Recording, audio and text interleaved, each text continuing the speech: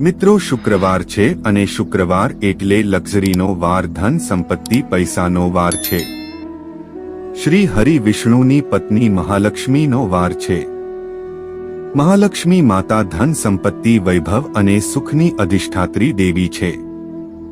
અને પૌરાણિક કથા અનુસાર દેવી લક્ષ્મીનો જન્મ સમુદ્ર મંથન દરમિયાન થયો હતો. અને સમુદ્રમાંથી ઉત્પન્ન થયેલ જેટલા પણ અમૂલ્ય રત્ન છે, તે શંખ હોય, મોતી હોય, કોડી હોય, બધાની અધિષ્ઠાત્રી દેવી માતા લક્ષ્મી છે. આજે હું તમને જણાવીશ કોડીનો એક નાનો ઉપાય. કોડી એક રત્ન છે જે ધનની સમાન મૂલ્યવાન છે. અને પ્રાચીન કાળમાં કોડી રત્નથી જ વેપાર થયા કરતા હતા. જેટલો પણ બિઝનેસ હતો કોડીઓથી જ થતો હતો. અને માનવામાં આવતું હતું કે કોડીઓનો ઉપાય રોડપતિમાંથી માણસને અમીર બનાવી શકે છે. શુક્રવારનો દિવસ છે અને આ દિવસે માતા લક્ષ્મીની પૂજા આરાધના કરવાથી માતા લક્ષ્મી પ્રસન્ન થાય છે અને ભક્તોને મનની ઈચ્છા મુજબનું વરદાન આપે છે. સમસ્ત ઐશ્વર્યની અધિષ્ઠાત્રી અને અપાર ધન સંપત્તિને દેવાવાળી માતા લક્ષ્મીની આરાધના થઈ શકે તો આમ પણ રોજે કરવી જોઈએ. અને મહાલક્ષ્મીની કૃપાથી વૈભવ, સૌભાગ્ય, આરોગ્ય, ઐશ્વર્ય, વિદ્યા, વિનય અને ગાંભીર્ય મળે છે. આશ્ચર્યજનક રૂપે મનુષ્યને ખૂબ જ સંપત્તિ મળે છે. અને ઇન્દ્ર ભગવાને પણ માતા લક્ષ્મીની સ્તુતિ કરી હતી, જેમાં શ્રી મહાલક્ષ્મીની ખૂબ જ સુંદર ઉપાસના કરી હતી. જો તમે પણ ઈચ્છો છો કે તમારા ઘરમાં હંમેશા ધનની વર્ષા થાય અને તમારી આર્થિક સ્થિતિ હંમેશા મજબૂત રહે, તો શુક્રવારના દિવસે તમારે ખીરની સાથે એક નાનો સરળ ઉપાય કરવાનો છે. તમારા જીવનને તમે ધન ધાન્યથી યુક્ત કરી શકો છો. ખૂબ જ સરળ છે. તેના માટે સાંજના સમયે તમારે માત્ર ખીર બનાવવાની છે અને એ પણ સાંજે બનાવવાની છે. શુક્રવારના દિવસે સવારે વહેલું ઉઠવું જોઈએ. જળમાં થોડી હળદર કે દહીં મેળવીને સ્નાન કરવું જોઈએ.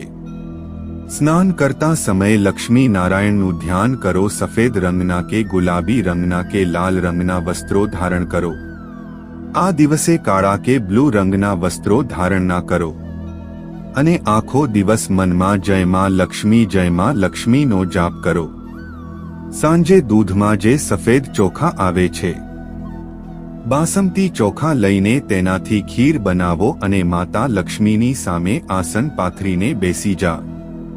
થોડા ગાયના ઘીમાં અત્તર મેળવીને તમારે દીવો પ્રગટાવવો જોઈએ. મોગરાની અગરબત્તી હોય કે ગુગળની ધૂપ હોય તે પ્રગટાવો. થોડું અબીલ જરૂર ચડાવો. નહીતર કંકુથી જ માતા લક્ષ્મીને તિલક કરો અને તમારા મસ્તક ઉપર પણ તિલક કરો. ગુલાબી લાલ રંગના ફૂલ ચડાવો. અને જો તમારી પાસે 5 પીળી કોડી છે તો માતા લક્ષ્મીની સામે 5 લક્ષ્મી કોડી રાખો. એક ગુલાબી વસ્ત્ર ઉપર રાખો. જો તમે તેને પહેલેથી જ તમારા ઘરમાં સ્થાપિત કર્યું છે તો તેને તમે સ્નાન કરાવીને સારી રીતે ધોઈને બીજા ફ્રેશ કપડાં ઉપર સ્થાપિત કરો. તેનું પણ પૂજન કરો. અને પછી તમે જે ખીર બનાવી છે તેને એક કટોરીમાં લઈને થોડા તુલસીના પત્તા તેમાં નાખી દો. માતા લક્ષ્મીની ભોગ ધરાવો. અને પછી માતા લક્ષ્મીને શ્રદ્ધાપૂર્વક પ્રાર્થના કરવી જોઈએ. જેની પાસે પણ લક્ષ્મી કોડી નથી તો તે સફેદ કોડી લઈ લો. તેને હળદરથી પીળી કરીને પૂજનમાં કામમાં લઈ શકો છો. પ્રાર્થના કરો. પ્રાર્થનામાં ખૂબ જ શક્તિ હોય છે. ઇન્દ્ર ભગવાને પણ પ્રાર્થના કરીને લક્ષ્મી પર વિજય પ્રાપ્ત કર્યો હતો. અને આજે હું તમને જણાવું છું કે આ પ્રાર્થના કેવી રીતે કરવાની છે. તમારે બોલવાનું છે, હે પરમપિતા પરમાત્મા, હે મહામાયા, હે માં લક્ષ્મી, મારા દુઃખોને દૂર કરીને મારા જીવનને ઉન્નત અને સમૃદ્ધ બનાવો. ગરુડ પર આરૂઢ થઈને કોલાસુરને ભય આપવાવાળી અને બધા જ પાપને હરવાવાળી હે ભગવતી મહાલક્ષ્મી, તમને મારા પ્રણામ છે. બધું જ જાણવાવાળી, બધાને વરદાન આપવાવાળી, બધા જ દુષ્ટોને ભય આપવાવાળી અને બધાના દુઃખોને દૂર કરવા વાળી હે દેવી મહાલક્ષ્મી તમને મારા નમસ્કાર છે. સિદ્ધિ, બુદ્ધિ, ભોગ અને મોક્ષ આપવા વાળી હે મંત્રપૂત ભગવતી મહાલક્ષ્મી તમને હંમેશા પ્રણામ છે. હે દેવી, હે આદિ અનંત રહિત આદ્યશક્તિ, હે મહેશ્વરી, યોગથી પ્રગટ થયેલ ભગવતી મહાલક્ષ્મી તમને મારા વારંવાર નમસ્કાર છે. હે દેવી, તમે સ્થૂળ સૂક્ષ્મ તેમજ મહારુદ્ર રૂપિણી છો, મહાશક્તિ છો, મહોદરા છો અને મોટા મોટા પાપને નાશ કરવા વાળી છો. હે દેવી મહાલક્ષ્મી તમને મારા નમસ્કાર છે. હે કમળના આસન પર વિરાજમાન પરબ્રહ્મ સ્વરૂપિણી દેવી, હે પરમેશ્વરી, હે જગદંબા, હે મહાલક્ષ્મી તમને મારા પ્રણામ છે.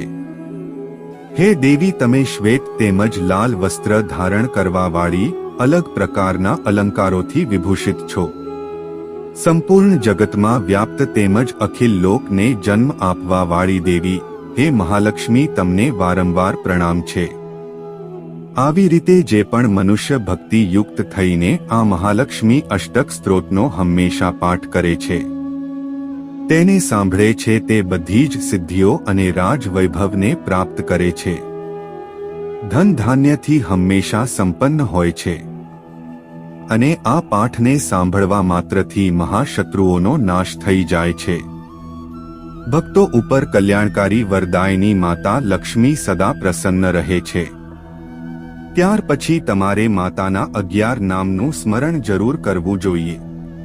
તો 11 નામ આ પ્રમાણે છે: પદ્મા, પદ્માલ્યા, પદ્મવનવાસિની, શ્રી, કમલા, હરિપ્રિયા, ઇન્દિરા, રમા, સમુદ્રતનયા, ભાર્ગવી અને જલધીજા. આ 11 નામની સાથે આ સ્ત્રોતનો તમે પાઠ કરો છો તો ખૂબ જ શુભ અને ફળદાયી માનવામાં આવે છે. તમે ઈચ્છો તો શ્રી સૂક્તનો સંપૂર્ણ પાઠ કરો કે પછી તમે કોઈ પણ લક્ષ્મી મંત્ર ઓમ મહાલક્ષ્મી નમઃ કે જે પણ તમારી ઈચ્છા હોય તે મહાલક્ષ્મી મંત્રનો તમે જાપ કરી શકો છો, કે પછી શ્રી શબ્દનું સ્મરણ કરો તે પણ ખૂબ જ ભાગ્યશાળી હોય છે. ત્યાર પછી ઘીનો દીવો પ્રગટાવીને માતા લક્ષ્મીની આરતી કરો. આખા પરિવારની ભોગ ધરાવેલ ખીરનો પ્રસાદ આપો અને ભોગ ધરાવ્યા વગરની ખીરનો એક ભાગ રાખીને બીજા દિવસે ગાયને ખવડાવી દો. એવી માન્યતા છે કે આ ઉપાયથી માતા લક્ષ્મી ખૂબ જ પ્રસન્ન થાય છે.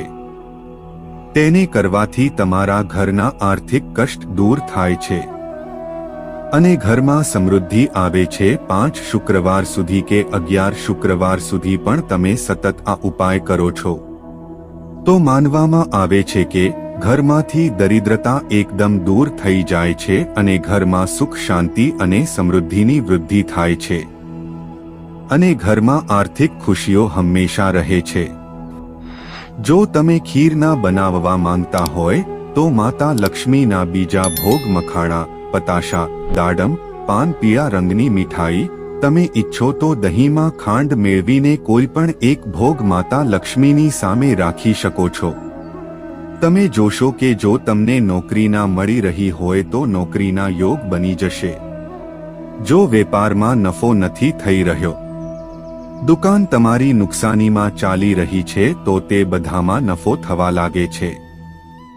ઘરમાંથી પૈસાનો અભાવ દૂર થઈ જાય છે, ગરીબી સમાપ્ત થાય છે અને પૂજા પૂરી થયા પછી આખી રાત બધી જ વસ્તુઓને ત્યાં એ જ સ્થિતિમાં રહેવા દેવી જોઈએ. બીજા દિવસે સવારે જે કોડીઓ છે તે લઈને તમારે તિજોરીમાં રાખવી જોઈએ અને રોજે તેનો દુઃખ દીવા કરતા રહો. તે માતા લક્ષ્મીને તમારી ઘર તરફ ખેંચીને લઈ આવે છે અને જેની પાસે કોડી હોય છે એટલે કે ધન હોય છે, માન સન્માન હોય છે, તે લક્ષ્મીકાંત અને શ્રીકાંત બને છે. એટલે કે વિષ્ણુની જેમ ધનવાન અને શ્રીમાન બને છે. મિત્રો, આ ઉપાય તમે ઈચ્છો તો કોઈ પણ શુક્રવારના દિવસે કરો, કોઈ પણ દિવાળી કે ધનતેરસ, શરદ પૂર્ણિમા, અક્ષય તૃતીયા કે કોઈ પણ જે લક્ષ્મીનો વાર હોય છે, લક્ષ્મી પૂજાનો દિવસ હોય છે ત્યારે તમે કરી શકો છો. શુક્રવારનો દિવસ પણ ખૂબ જ શ્રેષ્ઠ છે ઉપાયને કરવા માટે. ખાસ કરીને કોડીનો પ્રયોગ કરો તે તો તમારા માટે ચમત્કારી સિદ્ધ થાય છે. તેના સિવાય રાશિ અનુસાર પણ નાના નાના ઉપાય જણાવું છું. તમે ઈચ્છો તો એ પણ કરી શકો છો. મેષ રાશિના લોકો ચંદનથી તિજોરી ઉપર શ્રીમ લખી શકે છે. વૃષભ રાશિના લોકો મહાલક્ષ્મીને ભોગ ધરાવીને દહીં અને ખાંડ ખાય. મિથુન રાશિના લોકો પક્ષીઓ માટે આ દિવસે ચોખાના દાણા રાખો. કર્ક રાશિના લોકો સફેદ ગાયને જવ ખવડાવે. સિંહ રાશિના લોકો કોઈ ભિખારીને રેશમી કપડું આ દિવસે દાન કરે. કન્યા રાશિના લોકો પોતાના કંઠ ઉપર અત્તર લગાવે અને તુલા રાશિના લોકો મુલતાની માટીથી સ્નાન કરે. વૃશ્ચિક રાશિના લોકો બેડરૂમમાં કપૂર સળગાવે અને ધનુ રાશિના લોકો સાંજના સમયે તુલસી ઉપર શુદ્ધ ઘીનો દીવો પ્રગટાવે. મકર રાશિના લોકો પોતાની નાભી ઉપર અત્તર લગાવે. કુંભ રાશિના લોકો લક્ષ્મી મંદિરમાં જઈને લોટ દાન કરે. મીન રાશિના લોકો સફેદ ગાયને મીઠા ચોખા ખવડાવે. શુક્રવારનો દિવસ ખૂબ જ સરસ છે, લક્ઝરી વાર છે. જો તમે ઈચ્છો છો કે તમારા જીવનમાં ખૂબ જ વધારે ધન સંપત્તિ લક્ઝરી આવે, બંગલા, ગાડી, યશ, માન સન્માન, પૈસા, બધી જ વસ્તુઓ તમારા જીવનમાં આવે તો તમારે આ ઉપાયને જરૂર કરવો જોઈએ. અને એક શુક્રવાર કરીને જુઓ અને જ્યાં સુધી તમારી ઈચ્છા હોય ત્યાં સુધી કરો. તમારા ઘરમાં ખૂબ જ સકારાત્મક ઉર્જા વધશે. આવી રીતે તમે 7 કે 11 શુક્રવાર સુધી આ ઉપાય કરો છો તો તમારા ઘરમાંથી દરિદ્રતાનું નામ નિશાન મટી જાય છે. ઘરમાં જો બરકત ના થતી હોય તો બરકત વધી જાય છે. દેવું વગેરે હોય તો તે ઉતરી જાય છે. અને કોઈ પણ પ્રકારના આર્થિક કષ્ટ હોય તે તમારા ઘરથી દૂર થઈ જાય છે. તો મિત્રો, કરી લો આ ઉપાય, તમને ચમત્કારિક લાભ જરૂર મળશે. મળીશું નવા વિડીયોમાં એક નવી જાણકારી સાથે. જય માં લક્ષ્મી.